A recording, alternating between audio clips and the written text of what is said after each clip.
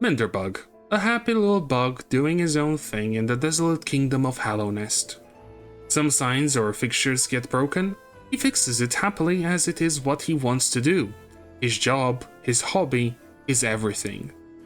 But what if something changed? A once peaceful kingdom where signs would accidentally get broken once in a while now lies in ruin.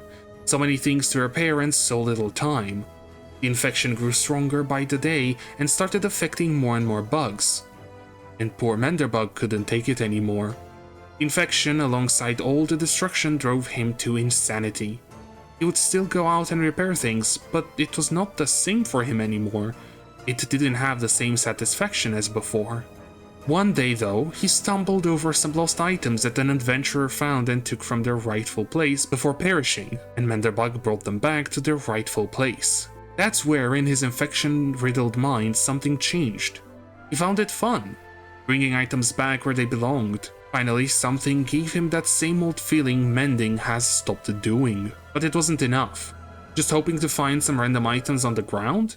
That could take ages. So using the knowledge from the Mender Guild about all the shortcuts and locations throughout Hallownest, he decided to do something grand that would surely satisfy him.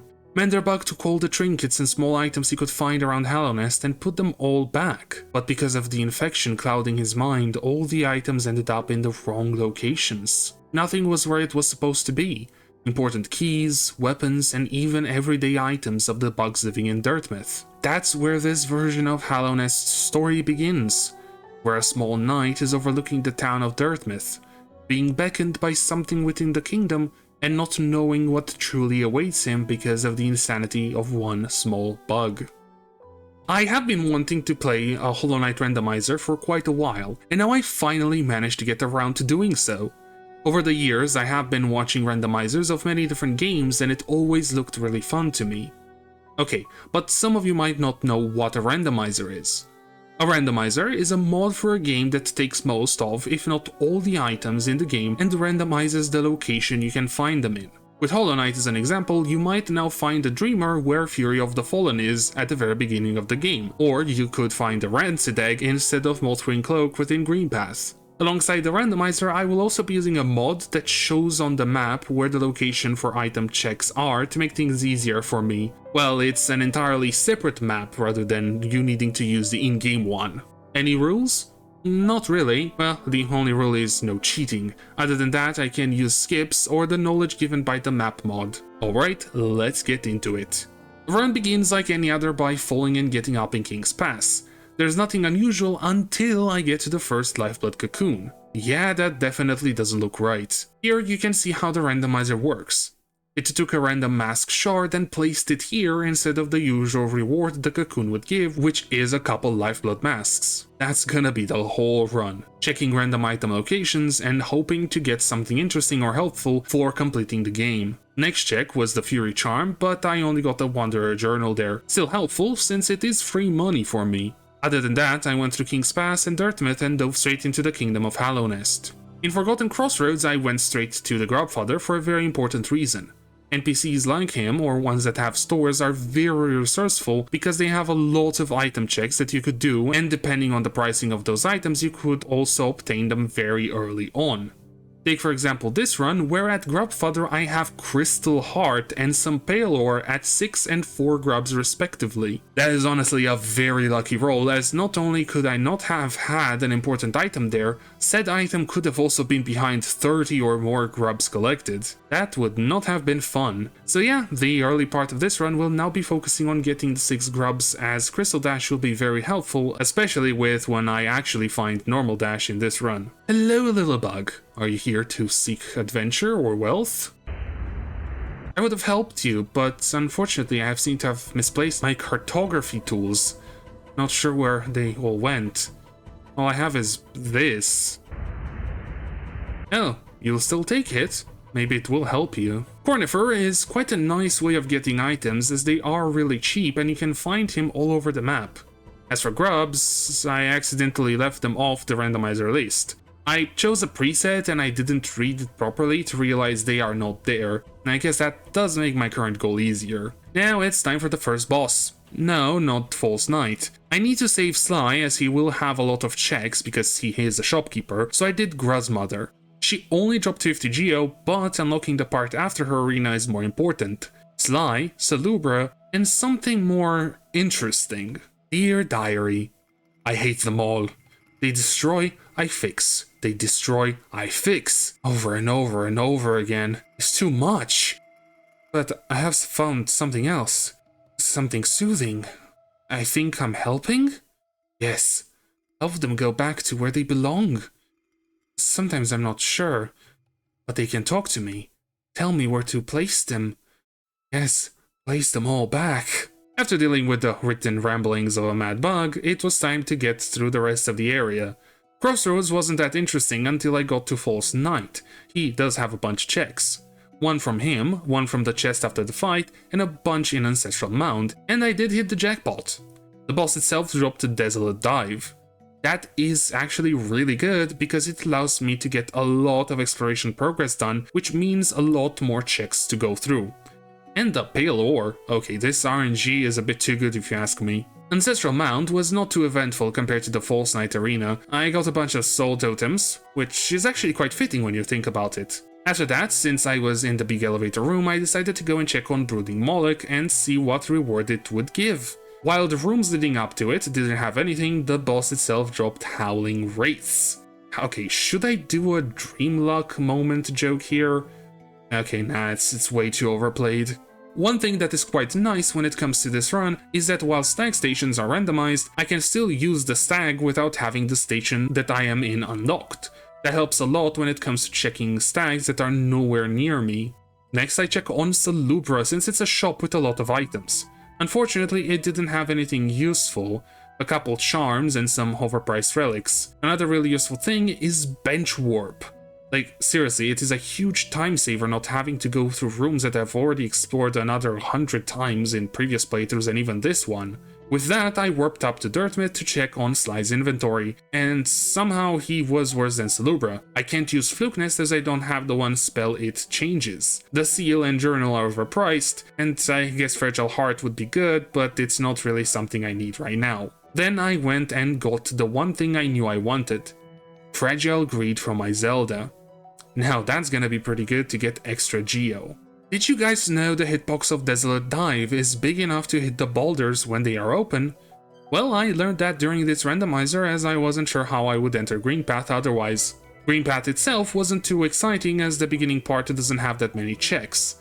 Well, Cornifer decided to show up with a pretty bad deal this time, and then again it's really Menderbug's fault, not Cornifer's. With Green Path entered, I was also able to find a bunch more grubs and have enough to go back to Grub Brother to get Crystal Dash. Having that ability now allows me to get to almost all checks that would require normal dash. I say almost as I can't do some right now without Mantis Claw. Any dash that I can do from the ground can be covered by Crystal Dash, but dashes that would need to be done in the air can't. Next up, I did want to check out the drop from Frenchfly King, but unfortunately he still dropped Zote. I wish he was randomized too. Who are you to come between predator and prey? I should end you here and now. But I won't. I am a mighty warrior who is merciful enough. Now where did I put Life Ender? It should be right here. Then it came time for Hornet. Quite an easy fight, especially while having Spore Shroom on and a bunch of spells I shouldn't have right now. The drop after the fight was the 4th Mask Shard.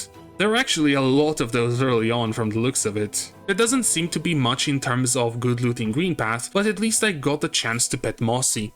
Always pet Mossy whenever you're around. I did get a simple key after the fight, and that is good as I need one to unlock the way into the sewers a bit later.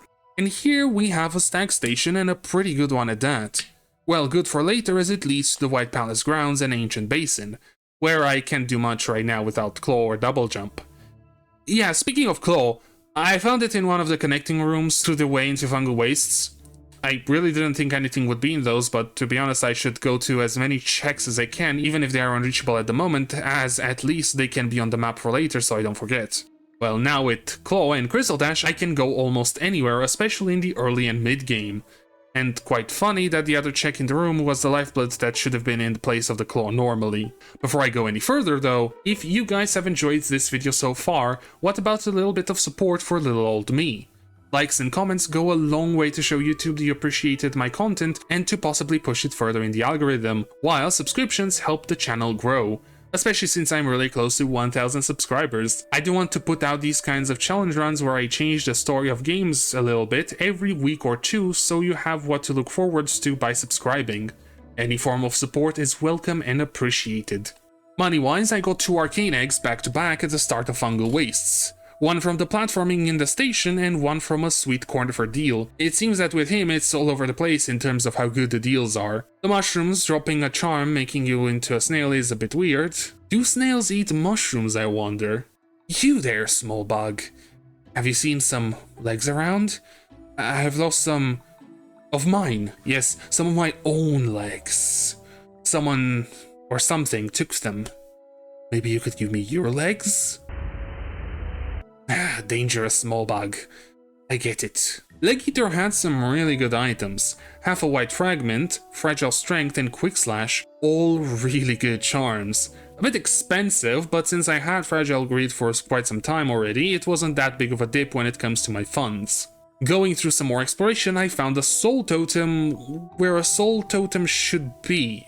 It is quite funny whenever I found something where it should normally be. Then again, I believe this is not the right design of Soul Totem, but it doesn't really matter. A while later, on the way to Mantis Village, I found my first nail art, Dash Slash.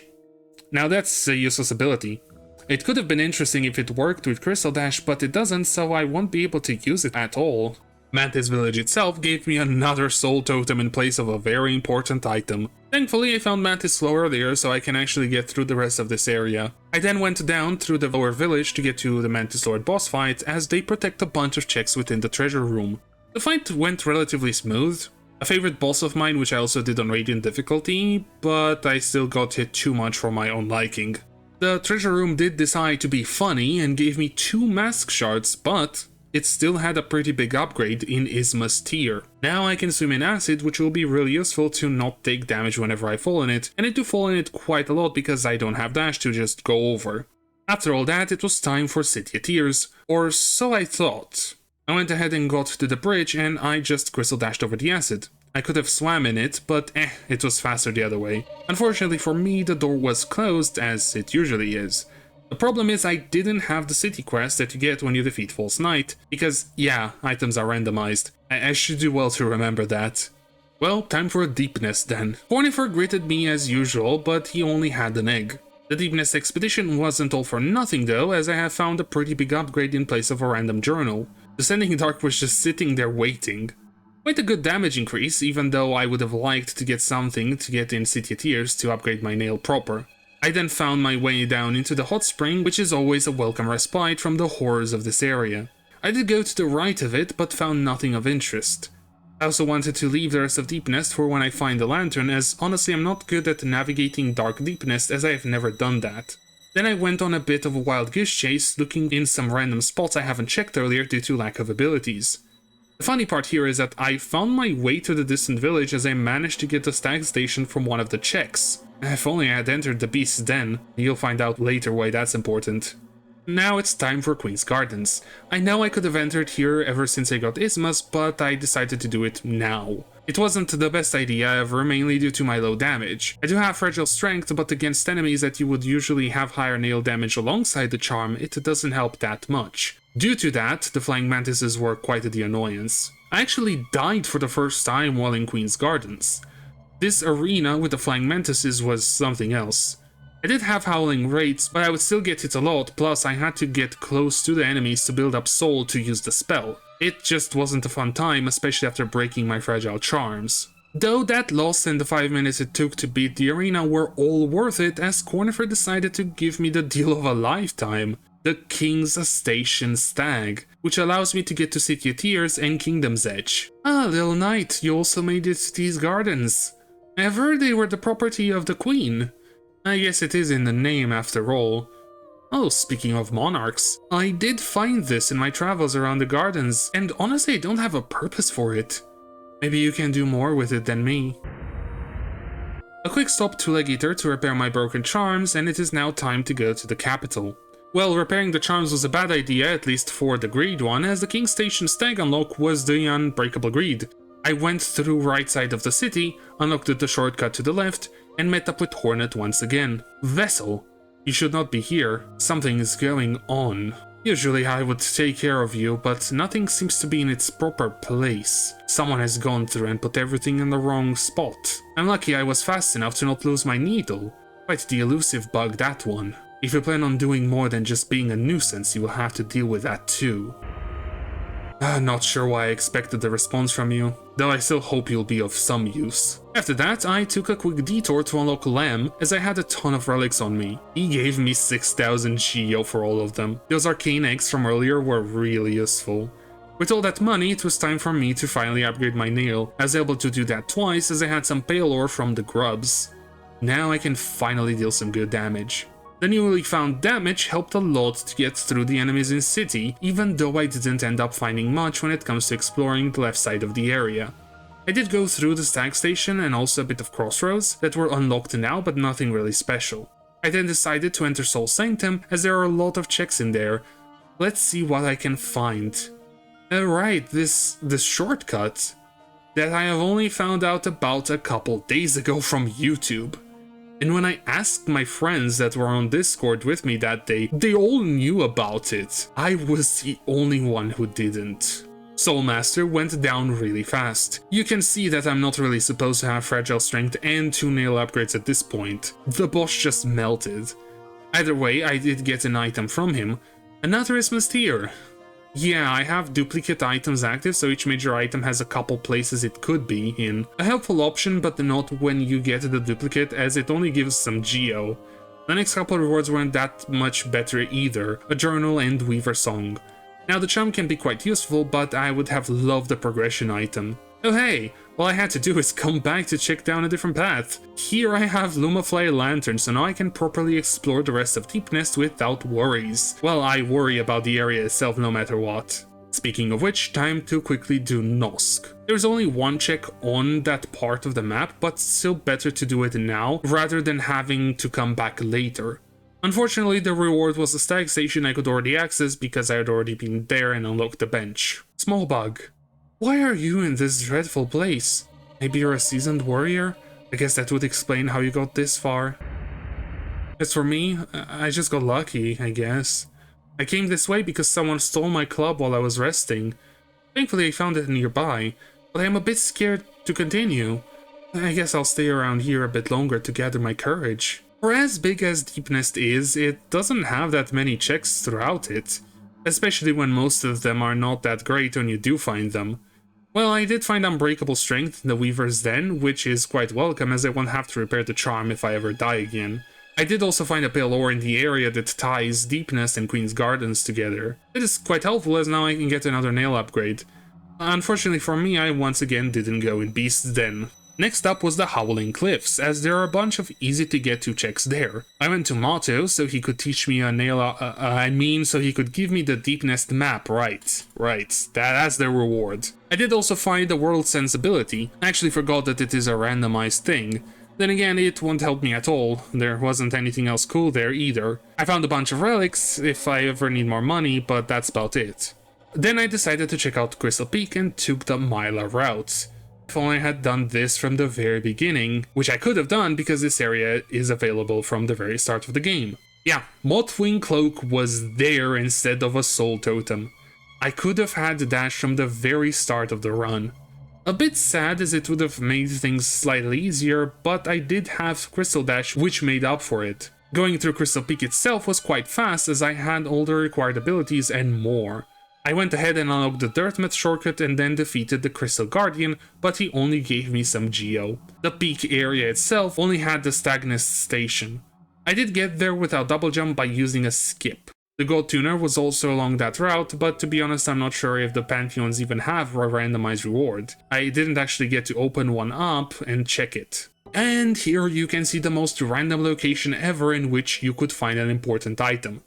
Yeah, so Crystal Peak had both normal and shade dashes. Don't get me wrong, I like getting them, especially with how good Shade Dash is, but you know, finding them in such an early area after going through so much of the game is a bit off-putting. Now all that's missing for accessing everything is a double jump. Even funnier still, there were 2 Mothwing Cloaks in Crystal Peak. And this area continues to be the place of all upgrades as I got Abyss Shriek from one of the chests. Okay, remember like 10 seconds ago when I talked about Mothwing Cloak? I was very wrong. There were 3 Mothwing Cloaks in Crystal Peak. After the funniest sequence of items I've ever seen thus far, I fell into the resting grounds to go through those checks, as the seer has a bunch of items that she gives for essence, plus all the random ones scattered throughout. But first, a quick soul refill instead of the dream nail. Dreaming prisoner, you're back to the waking world. Thankfully that worked. I had something for you, but it is gone now. It was a relic of my species past. Maybe it could have helped you on your quest. I'm sorry, but I don't know how someone could even steal it.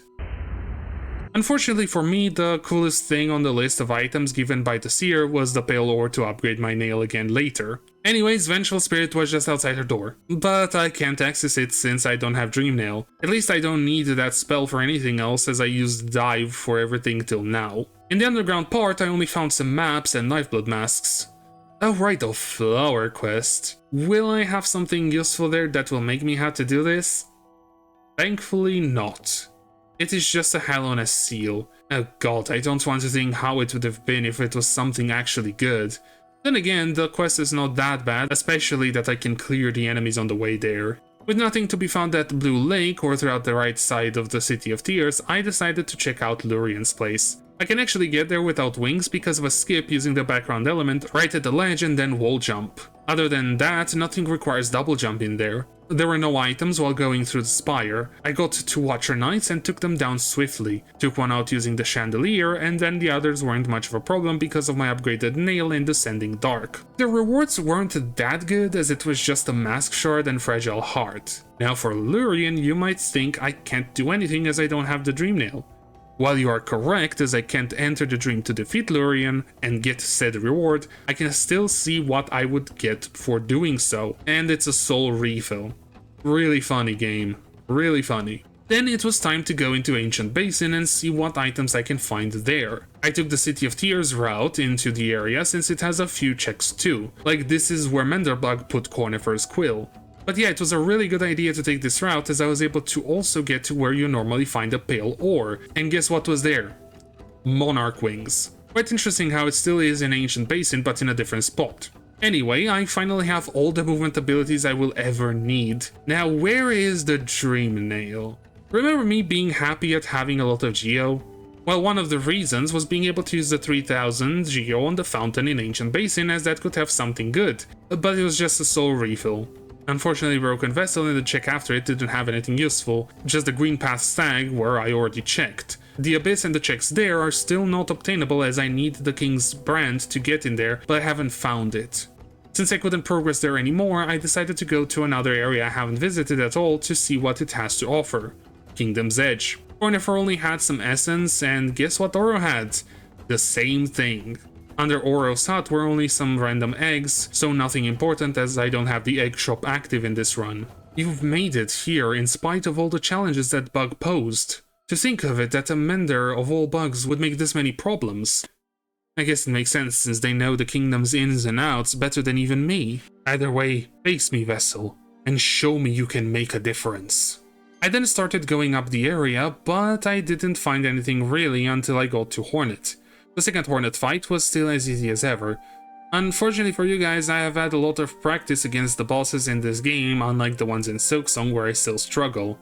Yeah, doing Pantheon 5 was quite something. That, alongside the fact I'm not doing a wacky run using whatever obscure items, means I can use whatever I want, which leads to fights being quite fast. I wonder if you guys saw that Hornet has been stuck in the ground for a while now. Either way, there was nothing in the worm carcass. Well, it was a stag station, but I would say it is nothing since I could already access it. Then I went even higher in the area and found a charm notch and a jump scare. I mean a wanderer's journal. Then I got to the top and it was time for a check I was dreading. The Colosseum. Thankfully, I got really lucky and none of the Colosseum challenges had any important items. There was still the Pale Lurker check I could do. After a Looney Tunes style chase, they dropped the Sharp Shadow Charm, which in a previous run was quite good, but in this situation it really isn't needed. I believe way more important than what the Lurker had on person was the thing I managed to find where the Lurker lived. Bro ended up with a dreamer there after Menderbug's shenanigans. So yeah, it's really nice to have found the first dreamer, and it is really nice it's not locked behind having the dream nail. Now I need 2 more in Void Heart, as I do want to do True Ending for this run. Then it's time for one of the last few areas I have not explored at all, Royal Waterways.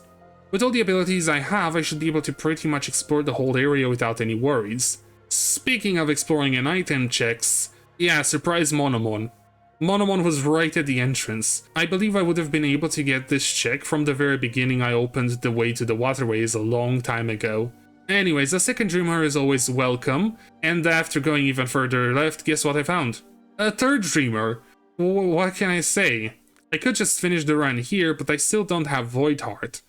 I wonder if there's an obvious spot I haven't been to, even though I could have checked a long time ago. Nah, there surely isn't one.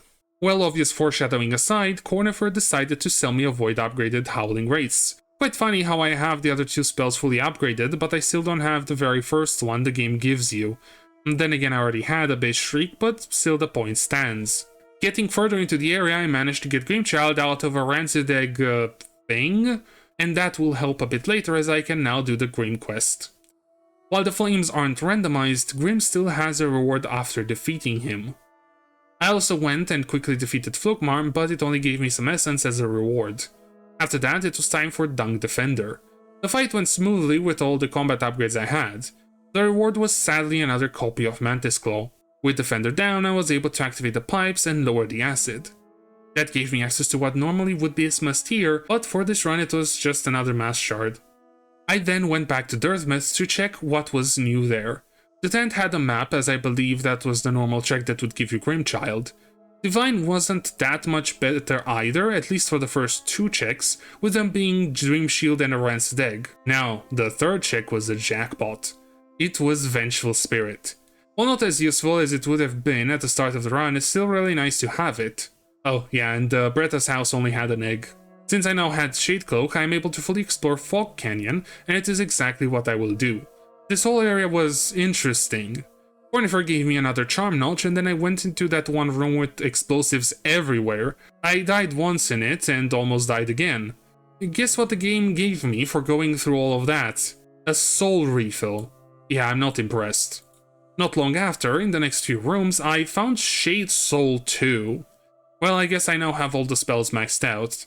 If only there was another void-related item in the form of a charm. Anyway, the teacher's archives weren't that good either, as the only check there was just a king's idol. Not really worth it since I already have a lot of money. I then started going for a couple random checks I didn't do before. Went through Fungal Core and got the shopkeeper's key there, but I will check Sly's new wares later. Then I went back to Weaver's Den as there were 2 more checks there and I found the Tram Pass. Now that is really good as it gives me access to some more of Kingdom's Edge and the Hive. I did go ahead and check out the Hive, and while I would have loved to have this section be longer since the area is quite pretty, there just weren't that many checks in there, plus none of the items I found were really that useful. There was though a mask shard behind the breakable wall where there normally is one anyway, so that was a bit more interesting.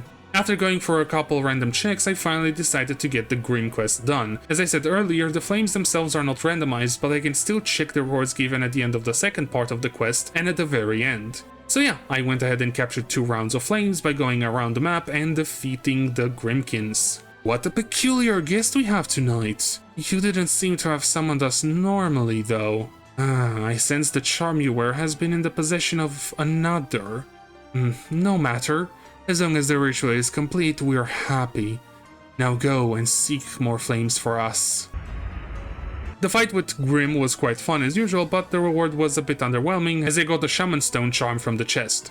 Well, it's underwhelming for me specifically, who likes to use the nail mainly when it comes to combat, otherwise it is a really good charm. Then I went and did the banishment ending. I honestly didn't want to deal with Nightmare King on this run, mainly because it was quite late in the night when I was at this point of the run, and I also kinda wanted to finish the recording section of the video relatively soon. So yeah, I went with Brum to take down the Nightmare Lantern, but it is weird that the reward given was the Carefree Melody charm. Now I wonder if that was just not randomized, or if it just so happened the randomized reward was the same charm as the normal one. Once again, I went around the map doing some checks with no luck. After a while, I remembered that I can finally get the Pale Ore from the Seer, which I went ahead and did. With that and a lot of money, I went ahead and upgraded my nail to max damage. The enemies won't stand a chance now. I have double gem now. I can make it to the Rage Guardian and he has one check after his fight. I teleported to the bench below the arena and went into the fight. I took some hits, but it was because I was impatient. After the fight was over, I could check what was in there.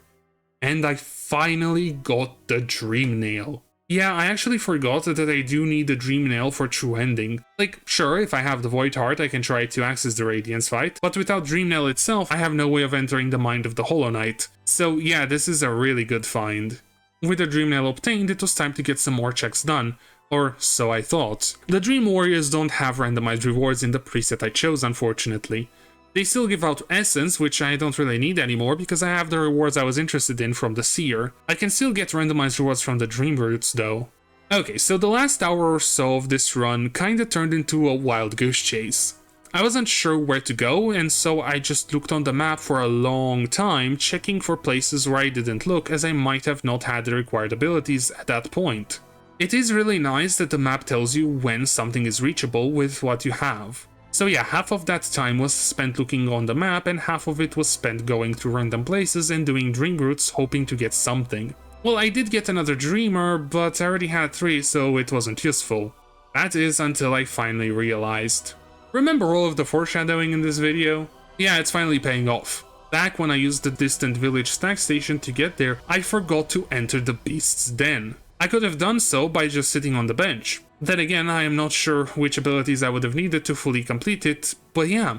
So I finally went back there and entered through the double jump entrance. There were a bunch of checks including Hera herself, but it was just a Vesa fragment there. The next thing I found was in the Rancid Egg sack within the den. It was Void Heart.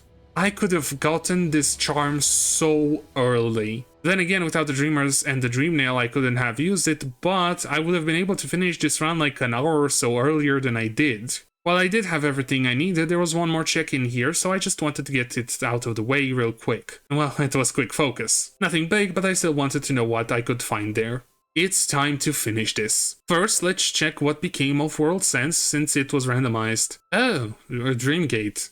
Well, not too useful anyway, since the bench warp capabilities, but might have been welcome, I guess. For the Hollow Knight fight, I don't really have much to say. I'm pretty much as prepared as a 100% player would be here. Maxed out nail, strength, quick slash, you know, high DPS nail build, so the boss went down really fast. Then Hornet came in and I used the Dream Nail to get to the Radiance. The Radiance fight went worse than I had hoped. I was left with 1 health at the end, so no, I didn't die to it, but I still got hit way too much and got way too close to death. Sure, my own DPS was really good, but the 2 masks of damage meant any hit was twice as bad as from a normal enemy or other boss. I got through the first phase using Abyss Shriek. The second phase almost got me as I was left in lethal range, but thankfully I had some soul left over. Phase 3 went okay, but I still got hit more than I had hoped for, and the Ascension phase actually went smoothly, other than the 1 hit I took at the end to make sure I get to the final hit of the boss. And so I managed to defeat the Radiance and complete this run of the Hollow Knight Randomizer. They took all my precious items. What am I supposed to put back in their rightful place now? No. I need more. I can't live like this. Maybe I can find a different kingdom. Maybe they will appreciate my newfound abilities. Yes. I'll leave this place behind and find a new home. Alright, with that the run is done. It honestly was quite fun to do. Then again, the RNG was really on my side during the whole playthrough. I can't believe there wasn't anything behind some random checks I didn't know about at all, or behind some harder to do skips. Then again, me forgetting about Beast's Den did make this whole run longer than it should have been. Having to use Crystal Dash instead of normal dash made it quite interesting early on as well, as while I had a dash of sorts, it was still more limited than normal dash, as I couldn't use it in the air. With Mantis Claw 2, Crystal Dash becomes better but still has a bunch of limitations. I also do want to do a randomizer for silksong in the future, and that's why in the story bit for this run I set up Menderbug leaving Hallownest. It will be interesting to see how that one goes, as getting items or abilities from Act 3 early on will be really good. Speaking of story bits, Since the first Hollow Knight run I did was recorded and edited before I had the idea for lore changes, it didn't have them. But in this run, I finally see how it would be a bit more annoying to do them in the first game, as when you compare them, Silksong has more NPCs spread out throughout the kingdom, meanwhile Hollow Knight seems to have a lot of them show up more towards the start of the game and are a bit more bunched up together.